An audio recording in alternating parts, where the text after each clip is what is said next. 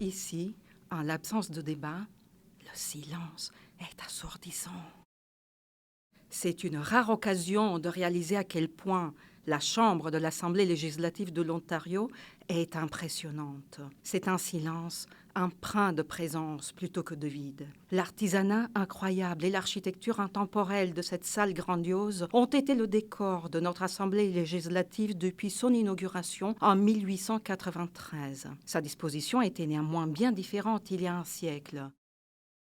Dans les années 1930, sans micro et avec un nombre grandissant de députés, le plan de salle a pris une forme de fer en cheval pour permettre des débats plus efficaces. Les pupitres ont été repositionnés en vis-à-vis environ 10 ans plus tard. Différentes couleurs ont décoré cette salle imposante.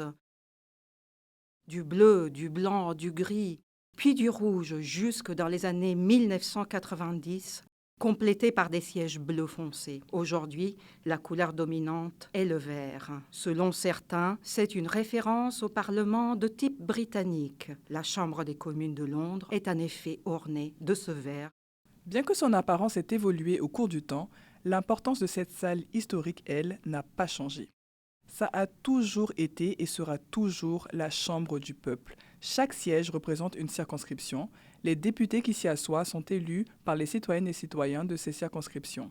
Pour illuminer la voie vers la démocratie, les imposants lustres sont garnis de plus de 300 ampoules. Suspendues à plus de 50 pieds du sol et pesant plus de 400 kilos, ces luminaires à laiton poli et découpés à la main sont les luminaires d'origine de l'édifice. Une grille en fer forgé située au milieu du plafond ajoute encore au charme de la salle.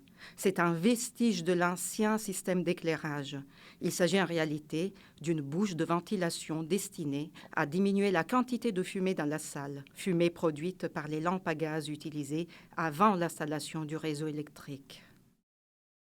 Le plafond tout entier est un chef-d'œuvre visible depuis relativement peu de temps. Pendant plus d'un siècle, cette exubérante fresque murale à la peinture à l'huile réalisée par le peintre germano-canadien Gustav Hahn était recouverte d'un mélange de plâtre et de crin de cheval. Ce revêtement permettait d'améliorer l'acoustique dans la salle après que les députés se sont plaints qu'ils n'entendaient pas bien ce que les autres disaient. Ce n'est qu'en 1999, après les travaux de restauration longuement attendus, que les peintures murales ont été redécouvertes. La famille Hahn a laissé une marque importante. Gustave a été le pionnier de l'art nouveau au Canada et son frère, l'artiste à l'origine de la tête de caribou sur nos pièces de 25 cents. Un autre artiste qui a gravé son nom dans l'histoire de la province est William McCormack, un maître artisan écossais spécialisé en sculpture. La chambre est emplie de sculptures et de gravures en acajou et en sycomore. Dans presque chaque recoin, sur chaque pilier. C'est tout un voyage pour les visiteuses et les visiteurs qui veulent découvrir toutes les gravures sur les colonnes, linteaux et lambris. On peut y distinguer des créatures fantastiques, des portraits ou des devises qui témoignent de cet artisanat. Cette sculpture des armoiries royales, située juste au-dessus du fauteuil de la présidence, est une de ses œuvres les plus remarquables. Gravée dans un seul bloc d'acajou, elle lui a valu l'honneur de laisser sa signature ici. Members will please take their seats.